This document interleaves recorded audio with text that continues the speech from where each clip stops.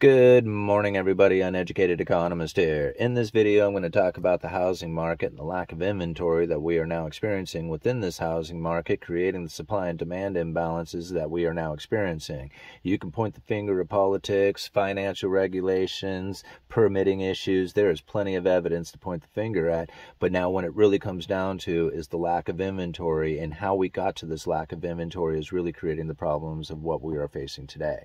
Now, again, you can point the finger at politics, banking regulations, or permitting issues, but that doesn't really necessarily solve the problem of creating more homes out there on the market for people to buy. That's really where the problem exists. You can offer up incentive programs to try and give, the ability to make a payment on an expensive house for people who typically can't do it. That doesn't bring more inventory onto the market. What brings more inventory onto the market are people who want to build homes. Now, most of the time, what you are going to find is people who want to build homes are wanting to build homes for themselves. And this is not necessarily something that people can do for themselves. So having to pay somebody else to build a home gets quite expensive, and that's one of the reasons that we are facing such high home prices today. Think about it. There was a time when you could order a house through Sears. Sears and Roebuck would deliver a house pre-cut. All you had to do is line up the letters and numbers and put it into place, and the house could be assembled with absolutely minimal skills. You really just had to kind of have some basic ideas of carpentry, and all the pieces came pre-assembled. This was something that people used to do. There is, time in life where people could work at a regular job, pick up materials after work, and go and build a house over the course of a summer. There was people who told that story. There's many people who talked about how their grandfather built their house, or even their dad built their house that they grew up in. Now, these days, it doesn't necessarily happen that way, and the idea that you are actually going to build your own home is even an expensive one, even if you were to do a lot of the work yourself, because of the banking regulation or the permitting issues and banking regulations and all the stuff that has gone into a lot of the conditions that we now face today. I'm going to leave links down in the description, but here's a graph of newly privately started housing, right? Now, the difference between started and starts, and I didn't realize that there was a big difference inside of this, but really when you think about it, it is. Started is excavated like new starts, meaning like they took a piece of land and they are putting a new location for a house. Starts can be an existing location that is rebuilt. Right? So it isn't necessarily adding to inventory, because it could be a place that's already existing, whether it's, dilapidated or whatever. It's still a house that exists that is then, rebuilt into a new home or a new dwelling. That starts. Started, again, excavated work. So I think started is the best place to look for new inventory as far as where it's coming from, and privately owned housing starts would be the people themselves looking to build their own home. Again, like back in the day, you would think this would be the equivalent of somebody ordering a house through Sears. Nowadays, not necessarily going to happen that way. You're going to hire contractors and have to go through all the issues that, maybe wasn't faced back in the day. Now, if you take a look at the graph, you're going to see that really new started housing is really not that far off from the peak of that took place during the pandemic. Right? Or everybody was wanting a house for themselves and getting out of the city or whatever. There was this huge housing boom that happened.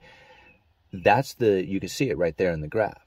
But now if you take a look, really we are higher now as far as new starts than any time over the last decade, except for maybe this little blip right here right before 2020 during 2019, right? Where there was a nice little shot of new starts that took place. Now, other than that time, we are now sitting higher than just about any time over the last decade.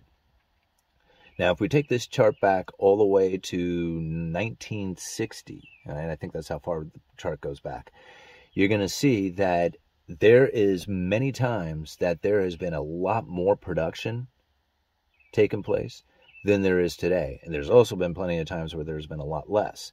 And I drew this highlightation right through the middle of it to kind of show like what I guess would be the sweet spot. I don't know if that's necessarily like the sweet spot for it, but for the sake of this video, we're going to call it the sweet spot, right? So this highlightation is kind of the sweet spot that could be up or down a little bit from the location that I drew it, but that's essentially where it's at.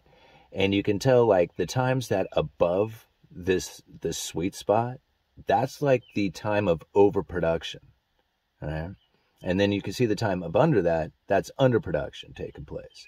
And you can see this really corresponds with a lot of the recessions. Now, the recessions came a lot quicker and were fairly brief prior to 1980. And you can see that in between each one of these recessions, there's a lot of peaks going on. So the peaks between these overproduction situations where people were like producing a lot of homes or a lot more were started, as opposed to a lot less being started, happened in between the recessions. Good times, right? People were feeling good about things and they wanted to get their own home built. So there was a lot of people who would jump into that game. After the 80s, take a look at what happened. There's this huge space in between the overproduction, right? And I'm just referring to it as overproduction. It may not necessarily be like overproduction, right? But that's an easy way to understand it. But there was a huge gap between this, right? Between 1980 and, what was it, up into 2007, right? This huge space in between the overproductions that took place. And during that time, there was really only a short time of underproduction. Really, we spent a great deal of time in that sweet spot, so to speak, where there wasn't a lot of increase in inventory happening, right? Then all of a sudden, right, we jump out of the sweet spot and we start having this overbuild.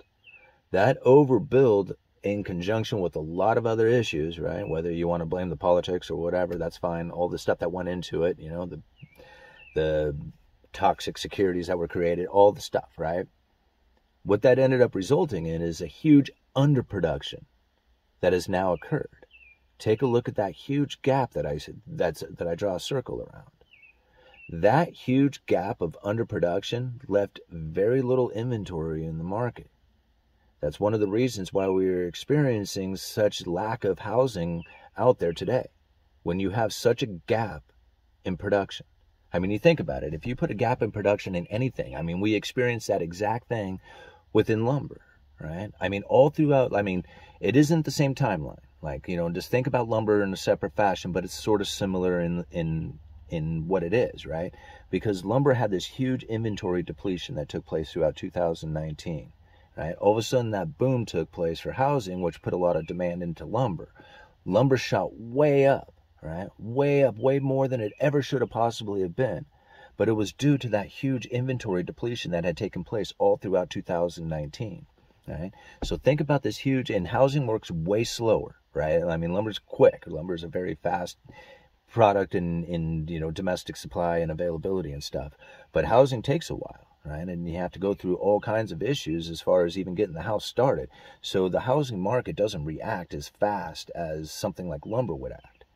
But really the conditions of being in undersupply, right, that inventory depletion that has taken place is going to affect the market going into the future. And that's the reason why we are facing some of the problems we are today, right? You are going to find that there is very little inventory out there the longer that you have sat in that inventory depletion gap, right?